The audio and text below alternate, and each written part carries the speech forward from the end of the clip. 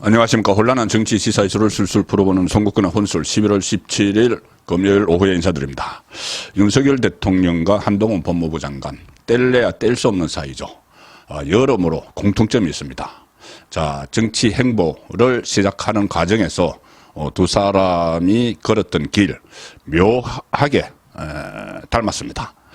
자, 일단 오늘 한동훈 법무부 장관이 대구를 갔죠. 대구를 갔는데 아마 법무부 장관으로서 마지막 지방 방문이 아닐까 싶습니다. 왜 그러냐면은 이 총선에 출마하기 위해서 조만간 사퇴를 할 것이다. 그래서 아침에 제가 전해드린 대로 이미 그 후임자 인사 검증을 실시하고 있다. 이런 이야기까지 나오고 있는 상황이죠. 그래서 아마 마지막 지방 방문인 것 같은데 대구를 찾은 것이 묘합니다. 일단 이 수성구 만촌동 스마일센터에서 강력범죄 피해자 지원 현장 점검이 있고, 그리고 달성 산업단지죠. 달성 산업단지에서 외국인 근로자 출입제도 고충 청취. 자, 물론 뭐 외국인 근로자 출입제도 고충을 듣는 것도 법무부 장관의 주요 업무입니다. 왜 그러냐면은 법무부가 출입국 관리 업무를 맡고 있기 때문이죠. 그리고 이민청 신설 여기에 대해서도 한동훈 장관이 상당한 관심을 가졌기 때문에 가는 것이 법무부 장관의 고유 권한이지만은, 자, 그런데 대구를 방문했다. 대구 경북은 보수의 텃밭으로 불리는 곳이죠. 자, 그래서 이 보수의 텃밭, 민심을 한번 파악을 하기 위한 그런 행보 아닌가. 또 산업단지까지 공단지역까지 갔으니까 그리고 민심을 한번 확인을 해보고 파악을 하고, 또 간 김에 콘크리트 지지 기반 다지기. 오늘 대구에서도 상당히 한동훈 장관의 방문에 관심이 상당히 높다고 합니다. 물론 서울에서도 보면 대중 정치인 아니면 연예인 못지않은 그런 인기를 누리고 있죠, 사실상. 물론 뭐 반대하는 쪽도 있지만은 그래서 지지 기반을 한번 다지는 그런 차원도 있고, 그리고 또 중요한 것이 지역민들과 상견례, 일종의 상견례 가서 스킨십을, 요즘 부쩍 스킨십을 넓혀나가고 있는데, 스킨십, 대구 경북 주민들과 스킨십을 갖는 그런 기회를 만들기 위해서 오늘 방문한 것 아닌가. 자, 이렇게 보는데, 자, 제가 왜 묘하게 윤석열 대통령과 닮았다고 말씀드렸느냐 하면은, 윤석열 대통령이 검찰총장으로서 마지막 지방 방문지가 바로 대구였습니다.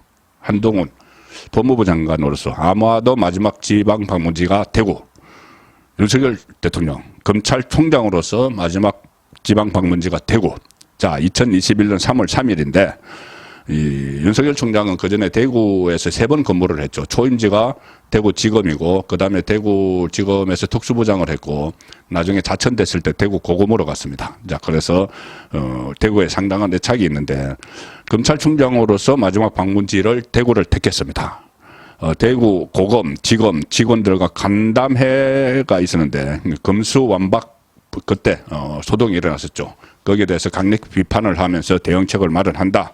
자, 그래서 대구로 갔는데 그때 대구 검찰청 정문에 이 지지자들이 엄청나게 몰려왔습니다. 정치인을 방불케 하는 그런 그 장면이 벌어졌고, 물론 일부에서 또 반대파도 있었어요. 그리고 윤석열 대통령은 고향에 온 느낌이다. 그렇게 감회를 피력을 했습니다. 그때도 마찬가지 분석이 나왔죠. 그때도 이 대선 출마 가능성이 상당히 높아져 있을 때입니다. 검찰총장 마지막에. 그때 대구 지역 보수 텃밭 민심을 확인하기 위한 행보 아니냐. 또 콘크리트 지지 기반 다지기 아니냐. 지역 주민들과 스킨십 하기 위한 것 아니냐. 지금과 똑같은 그런 분석이 나왔습니다. 그리고 불과 대구에 다녀온 지 이틀 후에 전격적으로 검찰총장을 사퇴를 했죠. 3월 5일 날. 2021년 3월 5일. 전격적으로 검찰총장직을 사퇴를 했습니다.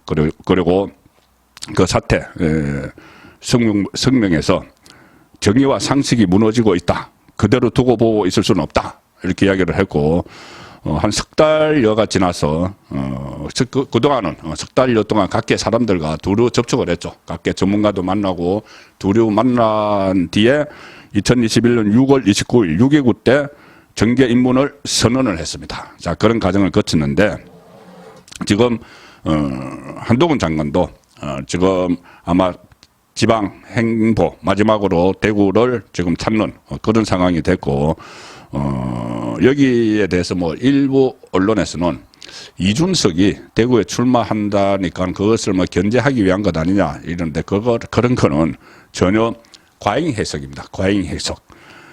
다만 이 대구 그 주민들 입장에서는 한동훈, 이준석 두 사람을 비교는 해볼 수가 있겠죠. 아, 역시 뭐 보니까는 한동훈은 이렇더라. 뭐 그런 식으로 비교는 해볼 수 있겠지만은 뭐 이준석을 의식을 해서 대구로 간다. 이것은 과잉 해석이라고 보는 것이고, 자, 윤석열 그 대통령 그리고 한동훈 법무부 장관 이 묘하게 닮았다. 그 점은 이거 그 대구를 갔다는 것 말고도 여러 가지 지금 공통점이 있습니다. 정치 입문을 하는 과정에서. 먼저 상황이 상당히 비슷하죠.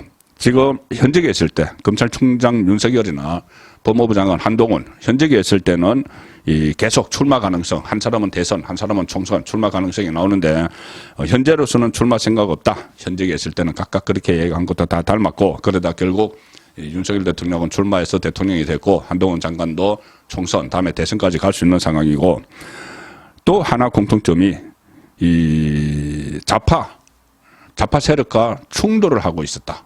마지막에 법무부 장관 마지막 검찰총장 마지막에 아시다시피 윤석열 대통령은 검찰총장 마지막에 추미애가 대표 선수로 나서서 문재인 세력으로부터 엄청난 공격을 받았죠. 뭐 징계도 받았고 또 뭐 파면을 한다 막 그런 이야기까지 엄청 그 살아있는 권력 문재인 권력을 수사를 하다가 그 탄압을 받는 그런 상황이었고, 그게 윤석열 총장 굴하지 않고 다 부딪혔죠. 국정감사에 나와서도 또박또박 일일이 그 맞대응을 했는데, 한동훈 장관도 마찬가지입니다. 지금의 한동훈 장관. 뭐 민주당 이재명 세력에서 뭐 탄핵을 한다. 이 탄핵 그 여부도 아직 그 결론도 안 냈습니다. 탄핵을 한다. 그런 이야기가 나오고, 송영길 같은 경우에 뭐 이 욕설 비슷하게까지 이렇게 막 비판을 하는. 그래도 한동훈 장관은 윤석열 대통령이 그때 했던 것처럼 전혀 굴하지 않고 같이 맞서서 대치하는 그런 상황도 지금 비슷합니다. 충돌하는 상황도 비슷하죠. 또 하나, 그때나 지금이나 2021년이나 지금이나 보수 우파 진영에 뚜렷한 간판 서타가 없다. 인물난을 겪고 있다. 정치권에서. 그때 마찬가지였죠. 그때 뭐 그 한교안 대표가 그때 총선에서 패배하고 나서 그 마땅한 대권 주자도 없는 그런 상황으로 갔습니다. 2020년 총선에서 한교안 대표가 이끄는 미래통합당이 패배를 했죠. 그리고 마땅한 대권 주자가 없는 상황에서 윤석열 검찰총장에 대한 수요가 있었고, 지금도 총선에서 바람몰이를 할 만한 뚜렷한 인물이 없습니다. 그래서 한동훈 장관에 대한 수요가 지금 생긴 거죠. 자, 이런 점도 비슷하고, 또 하나 두 사람의 유사점 있습니다.